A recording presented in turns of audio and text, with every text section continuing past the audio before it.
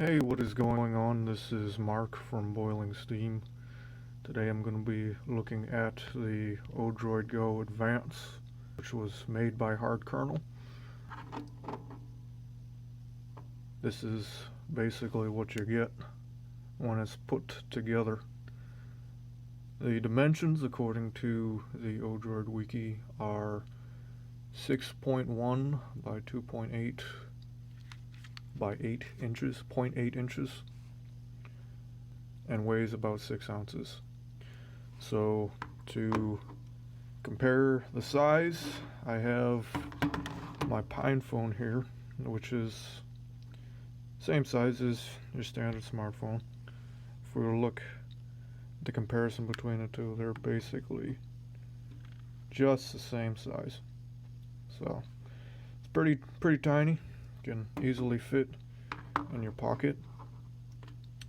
We have our 6 bottom buttons there, a speaker, our 4 face buttons, which is A, B, X, Y. We got our D-pad, and we got our analog stick, followed by left and right shoulder buttons. We also have our power button there, a 3.5mm headphone jack. That's for serial connection, I think. Got your 2.5mm jack for charging the unit, and you got a USB port for whatever it is that you want to use for. So in my case, I have a USB to Ethernet adapter so I can connect this thing to the internet. Let's go ahead and turn this thing on.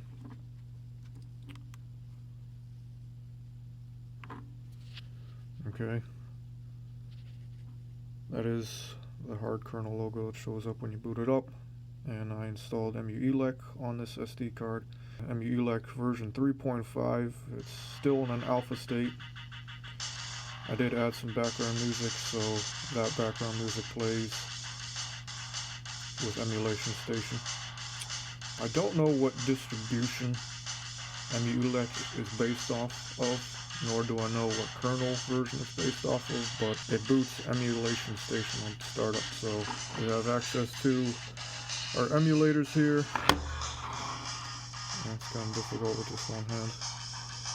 So we got our Game Boy Advance, we got Super Nintendo, and basically a bunch of other consoles that I can emulate here with this device, which is quite amazing. You can emulate up to the PSP. Certain PSP games will not play at full frame rates, unfortunately. You're going to have different variations depending on what game you play. So let's just go ahead and test Crisis Core here for a minute.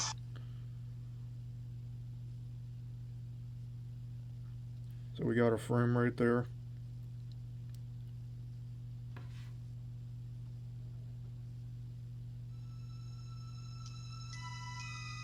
Not exactly full screen. You can see those black borders there. I don't know how to fix that, but we can access the emulator settings with this button.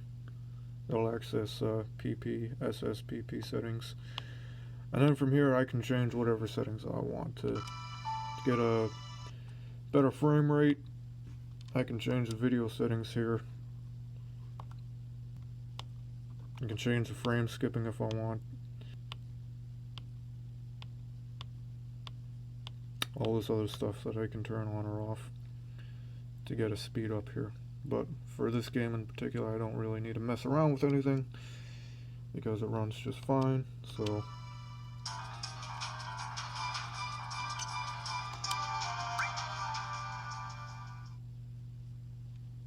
of course I don't have any save files. Technically you probably could emulate the Nintendo 64, but that is quite difficult for this device to emulate, so I haven't really messed around with that. Try Sonic Advance here.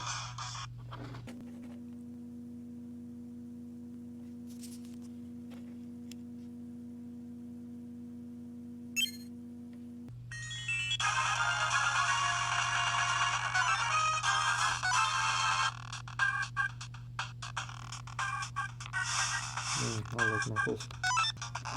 So it emulates just fine. We got the sound, everything. It works really great.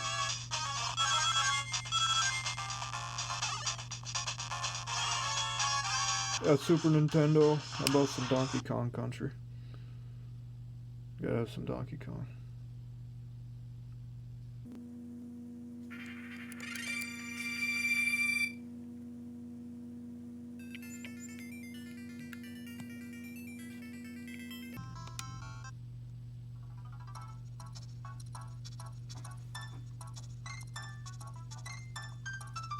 See if I can do this without moving.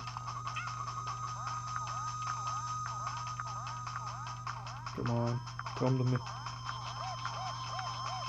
Yeah, Donkey Kong's getting impatient here too. Okay, no luck there. Oh yeah. Yeah, this one's just fine. One of my favorite games.